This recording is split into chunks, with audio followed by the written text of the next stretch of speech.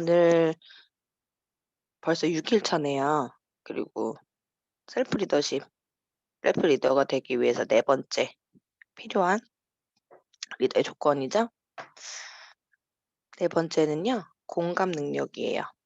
공감에 대해서 되게 많이 들어보셨을 거예요. 이 일을 잘하는 사람은 사람에 대한 이해가 높은 사람이 이 일을 잘하거든요. 그래서 타인을 공감할 수 있는 공감 능력이 뛰어난 사람, 그런 사람이 이 일을 잘해요. 그렇기 때문에 팀을 키워가야 하는 우리의 일의 특성상 셀프 리더로서 갖춰야 하는 능력 중에 꼭 필요한 능력이 공감 능력이에요. 이거는 신규 미팅할 때뿐만 아니고 파트너들을 상담하거나 소통하거나 할 때도 가장 중요하고 가장 필요한 능력이에요.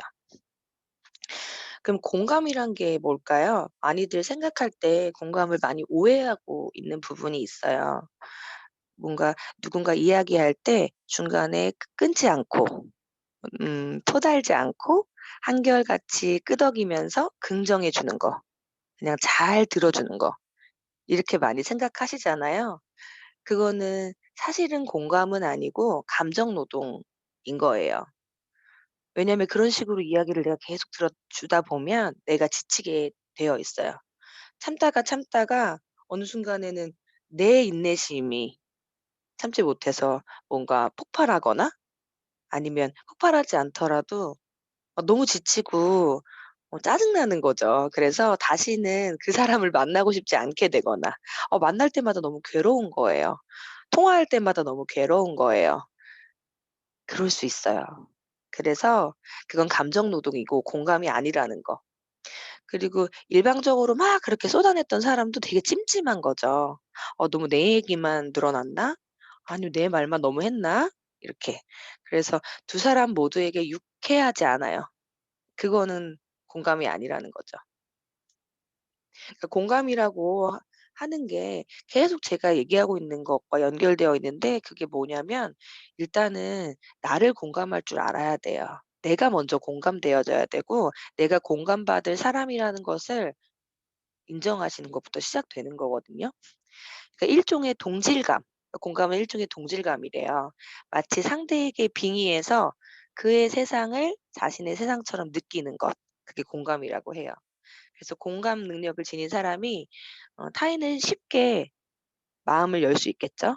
그래서 호감을 사기가 쉽고 그 공감 능력으로 상대를 이해하고 무엇보다 상대의 단점보다는 장점을 더 많이 보려하기 때문에 공감 능력을 지닌 사람이 더 상대의 호감을 사기가 쉽다는 거. 상대방의 말 속에는 이런 생각이, 이런 뭐 질문이 내포가 되어 있는데 이런 거예요. 어떤 이야기들을 막 하면서도 "내가 나였다면 내 상황을 이해할 수 있겠어? 당신이 내 기분이 어땠는지 알겠어?" 이런 생각을 하면서 내 이야기를 하는 거죠, 상대방도. 사람들이 대부분 그러니까 도움, 어떤 뭐 솔루션 이런 게 아니고 이해를 바라는 거죠. "나 내가 이랬는데 나 이해할 수 있어? 내 기분 어땠는지 너는 알 것 같아?" 이런 느낌으로 이야기를 하는 거잖아요. 그래서 공감의 어떤 핵심이라고 하는 것은 뭔가 섣부른 판단을 내리지 않도록 계속 내 자신을 단속해야 되는 거죠. 그리고 뭔가 조언해 주고 싶고 뭐 설교해 주고 싶고 이런 마음이 들 수 있잖아요. 그런 거에 급급하기보다는 먼저 상대의 마음을 들여다보려고 하는 거, 이해하려고 하는 게 핵심인 거예요. 그럴 수만 있으면 빠르고 정확하게 마음을 움직이는 힘이 생길 거고 사람 관계에서 불필요한 에너지 있죠.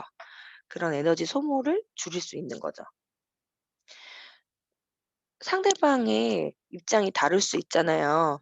우리 이제 일하다 보면 파트너님들 상담하다 보면 또는 스폰서와 상담하다 보면 입장이 다를 때가 있어요. 입장뿐만 아니고 의견이 다를 때도 있어요. 그러지만 그럴 때에도 기꺼이 그냥 그 상대방의 생각에 귀를 기울여 주는 거죠.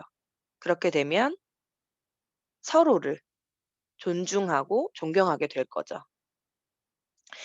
그러니까 '상대의 마음의 벽을 뭔가 허물고 싶다.' 그리고 '내 의견을 상대가 받아들였으면 좋겠다.' 이런 생각을 갖고 계시다고 하면 공감하려는 자세로 대화를 해야 되는 거죠. 그러니까 "너는 그렇구나." 만약에 뭔가 내 의견이 다르더라도 "아 너는 그렇게 생각했구나. 그래 내가 뭐 완벽하게 너를 이해할 수는 없지만 그래도 내가 완벽하게 너의 생각에 동의할 수는 없지만 그래도 내 생각을 알고 싶어. 듣고 싶어." 이렇게 이야기하면서 뭔가 음 그 상대방이 옳고 그름 이런 것들을 얘기하는 게 아니고 그냥 그 상대방의 감정 있죠. 상대방의 마음을 그대로 들여다봐 주는 거죠. 그래서 내 경험 그리고 상대방의 경험 이런 것을 내 경험을 토대로 이해하는 거죠. 그러면서 공감하게 되고 서로가 다름을 존중하는 거죠. 그래야지 공감할 수 있는 거예요. 공감이 어렵다고 느껴지는 건요. 인제 앞에도 얘기했지만 이거예요. 나도 모르게 처음에는 '아 공감해 줘야지. 그래 이야기 좀 잘 들어봐 줘야지. 오늘은 진짜 대화하고 와야지.' 이렇게 이제 생각을 해요. 근데 이야기 듣다 보면은 평가하게 돼요. 그리고 판단하게 돼요, 나도 모르게. 그러니까 내 마음에 딱 결론을 내려버리는 거죠. '아 이렇게 생각하고 있구나.' 끝까지 얘기도 안 했어. 근데 '아 너 지금 이렇게 생각하고 있구나.'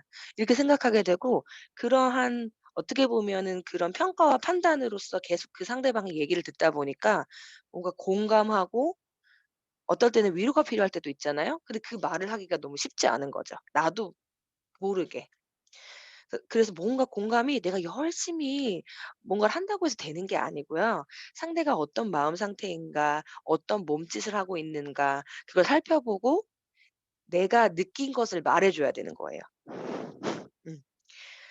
사람은 누구나 이해받고 싶어 하잖아요. 그리고 누구나 안전하고 싶어요.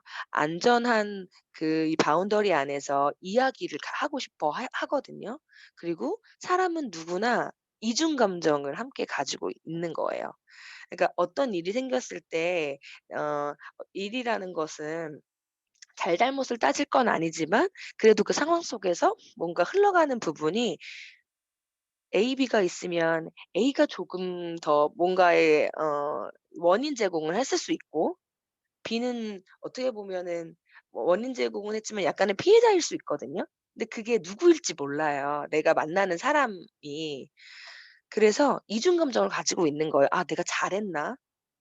아 그래도 나도 이런 거 좀 잘못한 것 좀 있는 것 같아. 아 그래도 좀 화냈나?' 이런 거 있죠. 그래서 그거를 이해해야 되는 거죠. 그걸 받아들여야 돼요.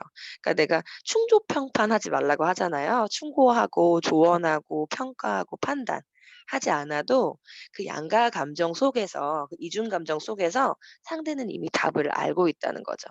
그러니까 충조평판하지 말아야 된다는 거죠. 그러니까 역지사지라고 얘기하잖아요.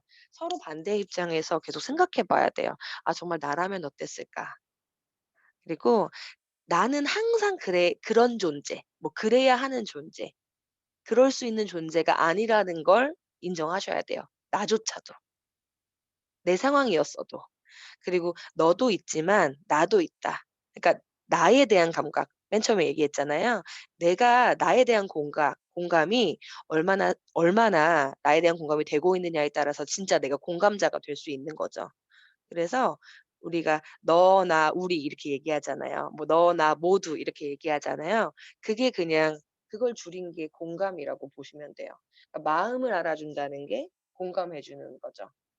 그러면 마음을 알아주는 방법 되게 어렵지 않아요? 저는 되게 처음에 어려웠던 것 같아요. 제가 맨 처음 시간에도 얘기했잖아요. 저는 가슴도 있고 머리도 있는 줄 알았는데 장밖에 없었다고.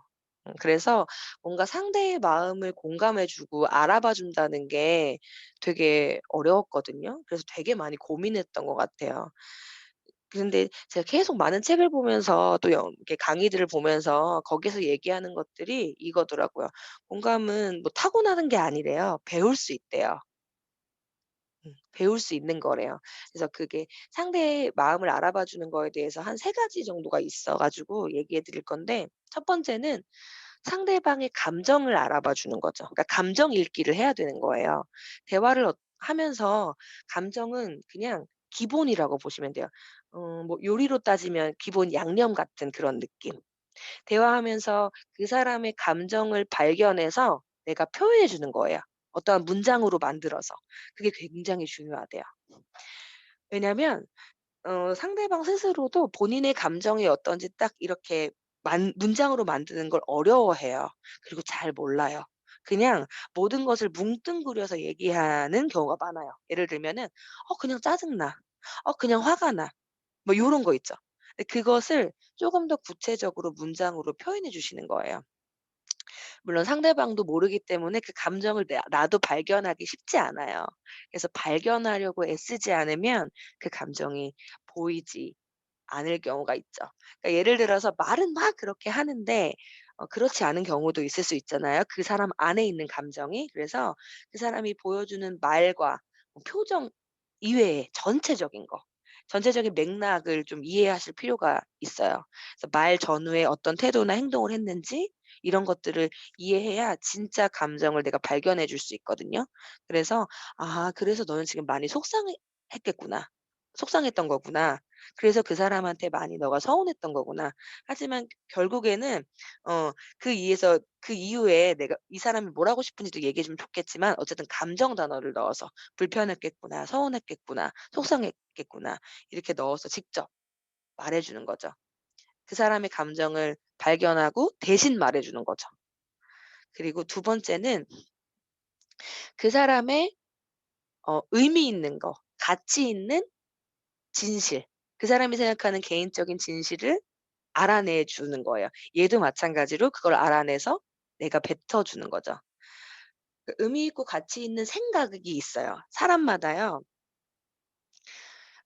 되게 중요하게 생각하고 가치 있게 생각하고 의미 있게 생각하는 게 있거든요. 근데 그것을 문장으로 만들어서 뱉어 주는 거죠.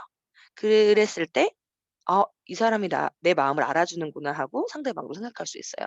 그러니까 내가 맞다고 생각하는 거 말고 나는 어떤 기준에 의해서 나의 가치와 나의 의미는 이거예요. 그런데 상대방은 그게 아닐 수 있잖아요. 내가 맞다고 생각하는 진실이 아니고요. 그 사람이 바라보는 관점에서 그 사람이 바라보는 것을 같은 시선에서 바라보는 거, 바라봐 주는 거죠. 그래서 그것을 내가 이야기해 주는 거죠. '아 너는 이거를 되게 의미 있게 생각하는구나.'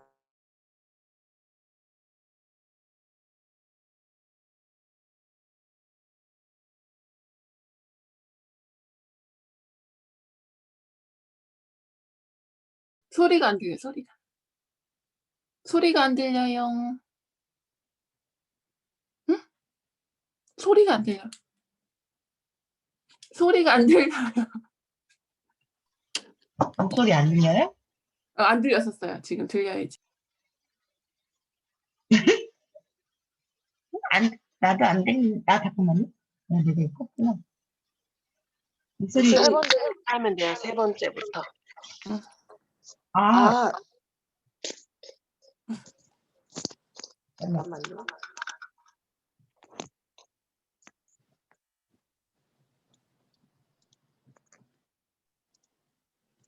네트워크 이상한가 봐요. 음. 세 번째? 세 번째부터? 세 아 번째? 너는 이것을 아닌데? 가 아 너는 이것을 가치 있게 생각하고 있구나. 여기까지 들었어요. 그리고 끊겼어요? 네네. 그럼 내가 무슨 말을 했을까? 그 가치 있게 의미 있게 갑자기 멍? 알겠어요. 알겠어요. "너는 이것을 가치 있게 생각하는구나. 의미 있게 생각하는구나." 여기까지 들렸다는 거죠? 그래서 내가 맞다고 생각하는 진실이 아니라 이 얘기를 들으셨나요? 안 들었어요? 여기서부터 안 들렸나 봐요 그러면.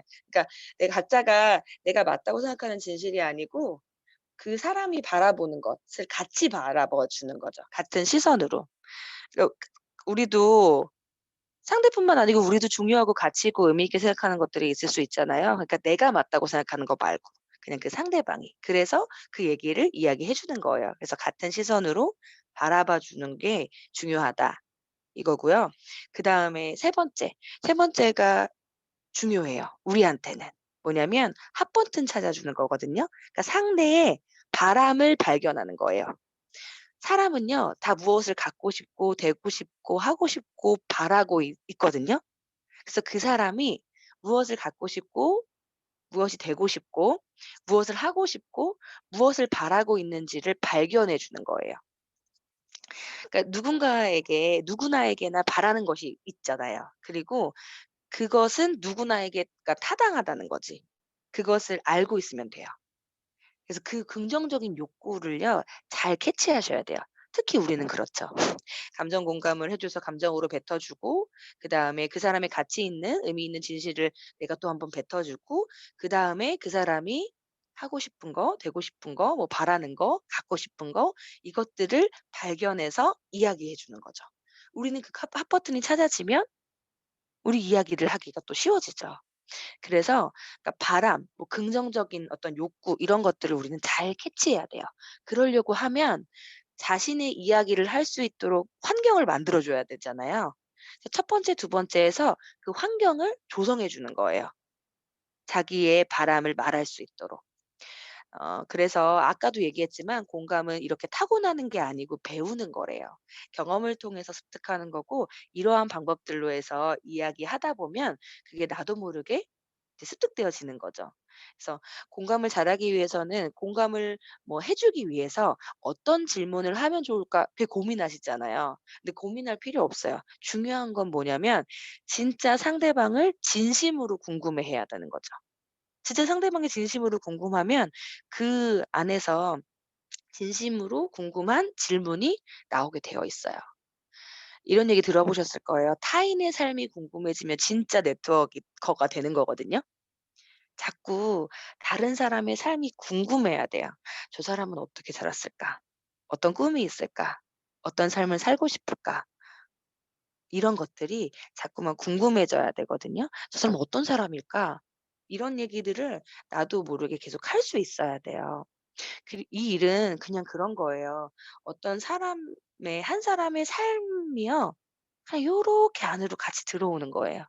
이 나의 안으로 내가 있으면 플러스 그 사람의 삶이 하나가 이렇게 들어오는 일. 삶 전체가 오는 거거든요.